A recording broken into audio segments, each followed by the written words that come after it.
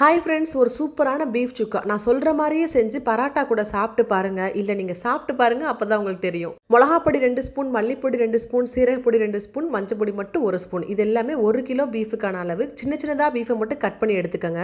First masala பொடியெலாம் போட்டு நல்லா கையால் பிசைஞ்சு விட்டுக்கோங்க. பீஃபில் ஒரு துளி அளவு கூட தண்ணி இருக்கக்கூடாது. அதுக்கப்புறமா இஞ்சி பூண்டு பேஸ்ட் சேர்த்து நல்லா கையால் பிசைஞ்சுக்கிட்டே இருங்க. அப்போ நல்லா கோட்டிங் ஆயிரும் உங்களுக்கு. அந்த பவுலை க்ளீன் பண்ணி ஊற்றுற தண்ணி 1/2 கப்பு மட்டும்தான் இருக்கணும். அது கூட 2 தக்காளி பழத்தை சேர்த்து 5 to 6 விசில் விட்டு எடுத்துக்கோங்க. தாளிக்கும் போது கண்டிப்பா நல்லெண்ணெய் அப்படி இல்லைன்னா தேங்காய் எண்ணெயில தான் செய்யணும். சீரகம், சோம்பு, பட்டை மிளகா, நிறைய கருவேப்பிலை போட்டுக்கோங்க. பூண்டை வந்து தோலோட நல்லா தட்டி எடுத்து போட்டுக்கோங்க. சின்ன வெங்காயம் போட்டிங்கன்னா ரொம்ப ருசி சூப்பராக இருக்கும். ஆனால் அன்னைக்கு டைம் இல்லை, அதனால பெரிய வெங்காயம் நான் சேர்த்துருக்கேன். இதெல்லாம் சேர்த்து நல்லா வதக்கினதுக்கு அப்புறம் ஒரு 1/2 to 1 டீஸ்பூன் அளவுக்கு மிளகா பொடி போட்டு அந்த எண்ணெயிலே வதக்குனீங்க அப்படின்னா நல்லா கலர் கிடைச்சிரும். அதுக்கப்புறம் பீஃப் எடுத்து போட்டு நல்லா நீங்க சுருள வத்த விடணும். அதுதான் மெயின் ப்ராசஸேவும். நீங்க விசில் போட்டு எடுக்கிறப்போ ஒரு 10% வந்து சட்டியில தான் நீங்க பிரட்டி வேக வைக்கணும். அந்த மாதிரி பதமா நீங்க வேக வச்சு எடுத்துக்கோங்க. சாம்பார், ரசம், பராட்டா கூட எல்லாம் சாப்பிட்டு பாருங்க, செம்மையா இருக்கும்.